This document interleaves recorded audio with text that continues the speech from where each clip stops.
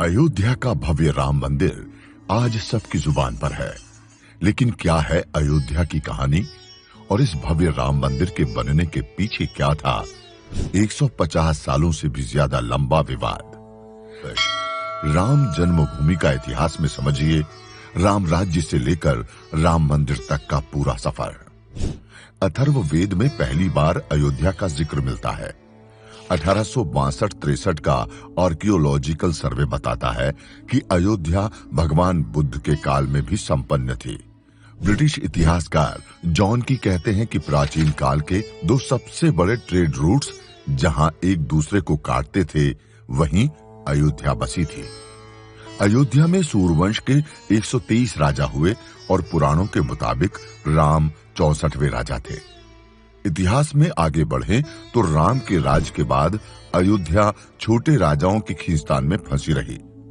कुषाण वंश के कनिष्क ने यहाँ मंदिरों का रिनोवेशन कराया। वहीं गुप्त वंश के स्कंदगुप्त अयोध्या को अपनी राजधानी बनाया।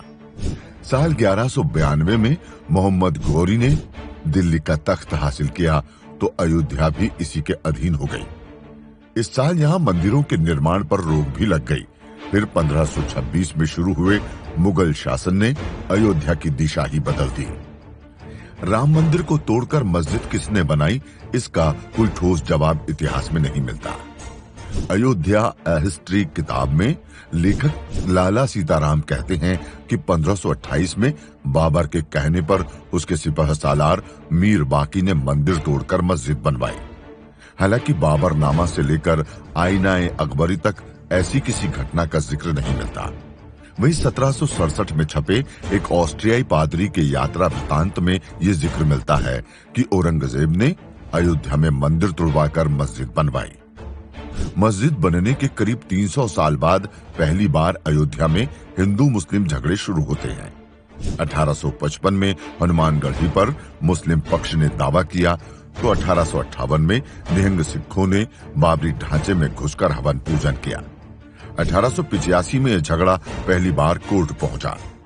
निर्मोही अखाड़े के महंत रघुवर दास ने राम चबूतरे पर पूजा करने की इजाजत मांगी, लेकिन ये याचिका खारिज हो गई। हालांकि सुनवाई के दौरान जज इस बात पर सहमत दिखे कि अगर मंदिर तोड़कर मस्जिद बनाई गई है तो गलत है। राम मंदिर के नाम पर राजनीति आजादी के बाद शुरू हुई। 1948 के फैजाबाद उपचुनाव में कांग्रेस ने इसे चुनावी मुद्दा बनाया और चुनाव जीतने के बाद इस मामले को हवा भी दी। 22 दिसंबर 1949 की रात बाबरी ढांचे में रामलला की मूर्ति प्रकट होने के बाद हिंदू संगठनों ने यहां पूजा अर्चना शुरू कर दी। तनाव शांत करने के लिए कोर्ट ने बाबरी ढांचे पर ताला लगवा दिया और मूर्ति की पूजा के लिए एक रिसीवर नियुक्त कर दिया। इसके बाद राम मंदिर की लड़ाई फिर अदालत पहुंची। 1950 से 1961 के बीच राम जन्म स्थान पर हक का दावा करते हुए निर्मोही अखाड़े और सुन्नी वक्फ बोर्ड दोनों कोर्ट गए। मामला अदालत से सड़क पर 1984 में पहुंचा, जब पहली बार मंदिर के लिए राम जन्मभूमि यज्ञ समिति ने रथ यात्रा बिहार से अयोध्या की। इसके 2 साल बाद फैजाबाद में गर्भगृह का ताला खोलने की एक याचिका दायर हुई। शाहबानो केस की वजह से हिंदुओं की नाराजगी झेल रहे राजीव गांधी ने दबाव डाला तो जिला प्रशासन ताला खोलने पर राजी हो गया। अब राम मंदिर का मुद्दा पूरे देश की जुबान पर था। 1889 में एक रिटायर्ड जज ने रामलला विराजमान की तरफ से कोर्ट में जमीन के स्वामित्व का दावा पेश कर दिया। इसी साल राजीव गांधी सरकार की परमिशन से विवादित ढांचे के पास शिलान्यास हुआ तो मुस्लिम नाराज हो गए। इस नाराजगी ने भाजपा को मुद्दा दे दिया और 1990 में लाल कृष्ण आडवाणी ने सोमनाथ से रथ यात्रा शुरू की। 31 अक्टूबर 1990 को उन्हें अयोध्या पहुंचकर कार सेवा करनी थी, लेकिन बिहार में ही उन्हें गिरफ्तार कर लिया गया। हालांकि कार सेवक तय दिन अयोध्या पहुंचे और विवादित ढांचे में घुसने की कोशिश की। जवाब में तत्कालीन यूपी सरकार ने गोली चलाने के आदेश दे दिए। 16 कार सेवक मारे गए। 1992 में सरकार और हालात बदले और फिर 6 दिसंबर 1992 को अयोध्या की सूरत ही बदल गई। लाखों कार सेवकों ने महज 6 घंटे में बाबरी ढांचे को गिरा दिया। ढांचा गिराने का ये केस सीबीआई कोर्ट तो राम जन्म स्थान के अधिकार का केस जिला अदालतों से हाई कोर्ट तक कई सालों तक घूमता रहा।